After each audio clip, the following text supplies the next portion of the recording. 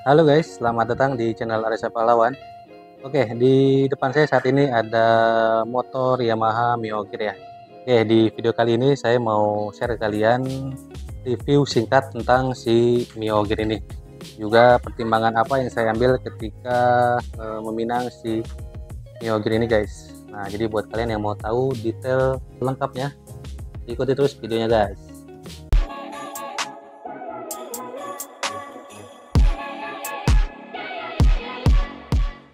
Oke, yang jadi pertimbangan pertama adalah dari merek ini guys.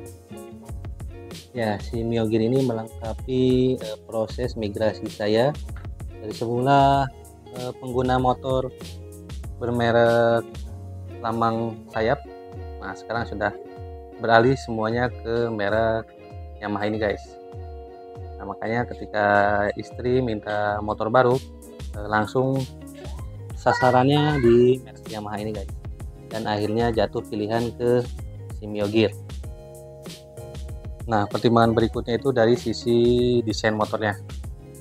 Sekilas kalau dilihat, desain si Gear ini mengusung tema sporty ya, walaupun memang dia itu desainnya membulat ya, nggak runcing-runcing ya, seperti contoh dari lampu utamanya ini yang desainnya membulat. Kemudian ini ada 3 lampu ya, itu untuk lampu jauh nih, lampu dekatnya.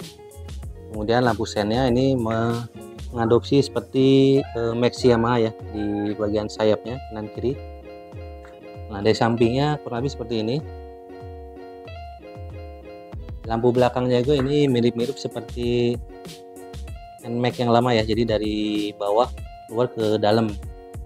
Dan lampu plat nomornya gabung dengan lampu belakang ya, jadi belum ada lampu plat nomor khusus. Ini shocknya single, dan model knalpotnya seperti ini dengan berpendingin masih udara ya, belum pakai radiator. Nah, ini tipenya yang S ya, jadi yang varian itu ada standar dan S. Bedanya itu ada beberapa, nah salah satunya ini, jadi emblem gearnya ini timbul ya, bukan yang hanya stripping aja. Oke, jadi secara desain sih overall si Mio Gear ini cakep ya guys. Jadi depannya seperti ini, dari sampingnya seperti ini ya, jadi memang tampil sporty dan cocok untuk dipakai harian ataupun untuk touring ya. Oke, kenapa si Gear ini cocok dipakai untuk touring ataupun harian? Nah, karena si Mio Gear ini disemati beberapa fitur yang fungsional guys. Oke, pertama dari fitur ini dulu nih, Triple S ya, atau Start Stop System. Nah, jadi fitur ini untuk memperhemat konsumsi bahan bakar. Jadi ketika kita di lampu merah ataupun mungkin ada macet stuck ya, yang berhenti sampai beberapa detik atau bahkan menit, cukup kita aktifkan ini aja. Nah, maka si mesin akan mati otomatis. Nah, jadi kita ketika mau nyalakan tidak perlu menggunakan starter lagi, cukup langsung putar handle gas sedikit, dia akan langsung nyala. Untuk mengaktifkan mesin ini dengan catatan mesin sudah panas ya. Kalau baru dipakai dia tidak akan aktif, tapi kalau sudah dipakai beberapa menit atau sudah dengan jarak lumayan jauh ya, artinya mesin sudah panas, dia baru bisa aktif guys. Oke, fitur yang berikutnya yaitu di sini nih. Nah, ini juga ada lampu hazard ya. Jadi ini fungsinya untuk memberikan sinyal darurat ketika misalnya kita ada kendala di jalan, jadi pengendara yang di depan atau yang di belakang bisa tahu nih bahwa kita sedang dalam keadaan darurat, sehingga kalau kita pelan-pelan atau minggir itu mereka bisa tahu ya, nggak bakalan diklaksonin. Nah, itu fungsi yang dia ada sekitar area kemudi. Kalau ini seperti biasa, ini lampu jauh dekat, kemudian lampu sen ini klakson ya, itu standar. Terus ininya juga masih pakai yang analog ya, belum yang digital. Kemudian fitur berikutnya, nah ini nih, Ini yang cocok untuk pemakaian emak-emak ya. Jadi untuk ibu-ibu ke pasar atau nganter anak sekolah, di sini bisa buat ngegantung barang-barang bawaan. Ada dua ya, jadi di sini satu sama di sini satu nih. Nah, jadi ada dua. Cuman ya jangan menggantung karena ini bahannya plastik. Jangan pakai untuk barang-barang yang terlalu berat ya. Mungkin sekilo 2 kilo maksimal lah, karena kalau di atas itu takutnya patah nih, karena ini bahannya hanya plastik ya.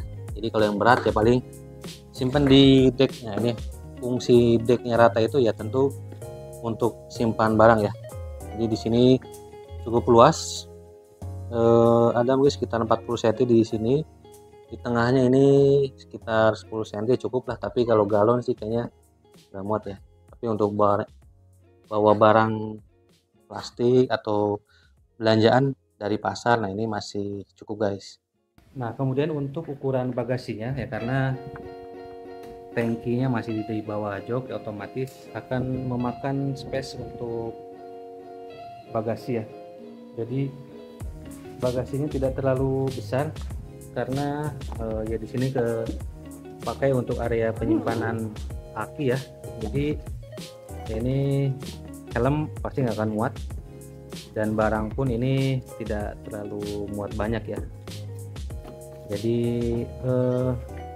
lumayan sih ada bagasi, cuman memang luasnya tidak terlalu besar ya, hanya bisa nyimpen barang sedikit itu guys.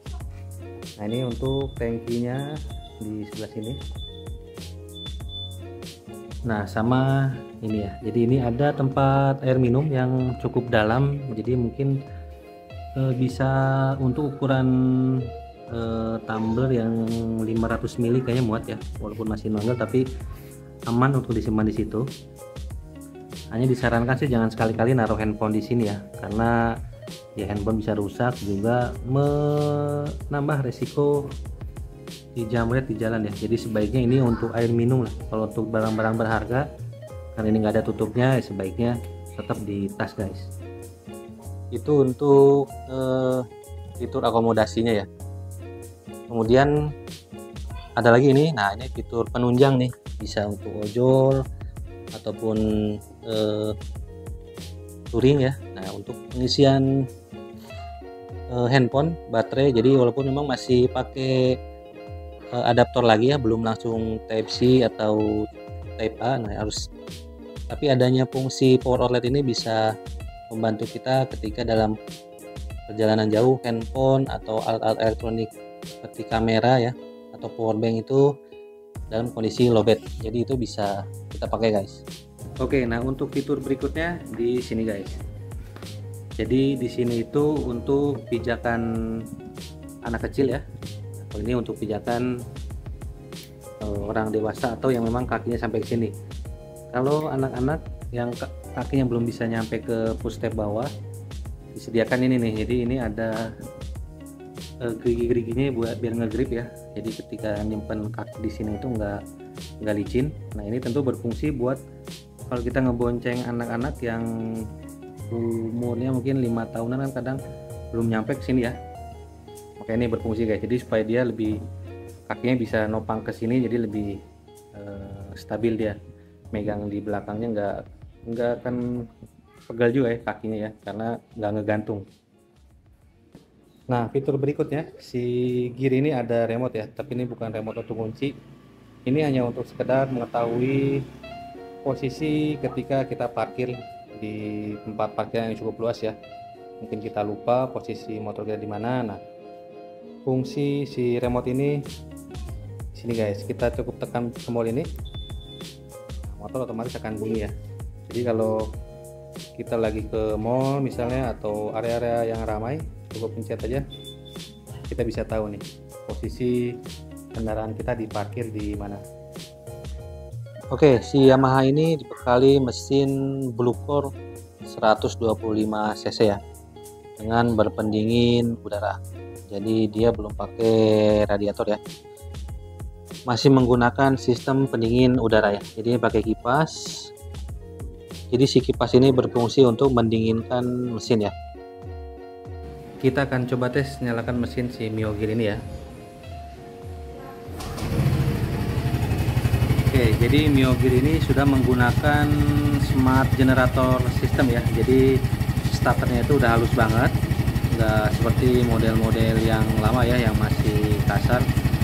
Si Mio Gear ini starternya udah halus banget guys, dan kurang lebih seperti ini suara mesinnya. Lumayan halus di Indian guys, jadi belum saya bisa tes geber ya karena pemakaiannya baru di kilometer 470, jadi masih standar-standar RPM rendah lah, speed maksimal di 60. Nah ini mesinnya cukup halus dan suara knalpotnya juga halus ya, nggak ya ciri khas Matic lah, jadi nggak bising. Ini suara nggak saya redam sama sekali ya, jadi suara mesinnya emang seperti ini. Dan berikutnya dari penggunaan BBM ya. Jadi pada saat pengetesan awal saya isi di 3,5 liter ya, pertalit itu bisa menempuh 146 km. Nah, jadi si gear ini hitungan lumayan hemat, jadi dengan rata-rata kurang lebih 41 kilo untuk 1 liter guys. Nah itu untuk pemakaian dalam kota ya, dan posisi masih baru nih, mungkin bisa berkurang atau bertambah seiring dengan pemakaiannya ya. Oke, nah untuk posisi ridingnya ya, jadi si Mio Gear ini joknya cukup pendek, jadi saya dengan ketinggian 170 cm napak dengan sempurna ya, meskipun di belakang ini masih napak. Dan nah ini kelebihan decknya rata itu, kita kalau bonceng anak jadi lebih leluasa ya, dia bisa berdiri, bisa juga duduk, jadi banyak opsi. Kalau ada barang dia bisa duduk, atau mungkin kalau kosong nah dia bisa berdiri juga nih. Tapi memang untuk jarak-jarak dekat aja ya. Kalau untuk jarak jauh anak berdiri di sini kurang direkomendasikan karena kurang safety ya, jadi sebaiknya tetap di atas jok atau di tengah nih gitu guys. Jadi untuk ergonominya juga nyaman ya, ini tangan rata jadi nggak gampang pegal nih. Oke guys, jadi kesimpulannya si gear ini dari secara fitur dan fungsional ini sangat worth it ya, dengan harga yang saya dapat kemarin itu di 19,2 ya kalau nggak salah harganya, untuk OTR Kabupaten Tangerang. Jadi untuk penggunaan harian, nah ini karena peruntukannya untuk istri ya, antar jemput anak juga oke, karena ada ini fitur untuk anak di sini, pijakan juga dengan konsumsi bahan bakar yang lumayan, dan juga dengan desain atau body yang tidak terlalu besar ya, jadi lebih bisa satset lah untuk belanja ke pasar, antar anak, dan dipakai harian untuk kerja, ojol juga ini udah oke guys. Jadi si gear ini bisa menjadi salah satu pilihan ya buat kalian yang memang sedang cari motor dari merek Yamaha guys. Oke, sekian review saya tentang si Mio Gear ini. Kalau kalian ada tambahan atau pendapat lain, boleh kalian cantumkan di kolom komentar ya. Oke guys, sekian video saya kali ini. Terima kasih sudah menonton dan sampai jumpa di video-video selanjutnya guys. Terima kasih.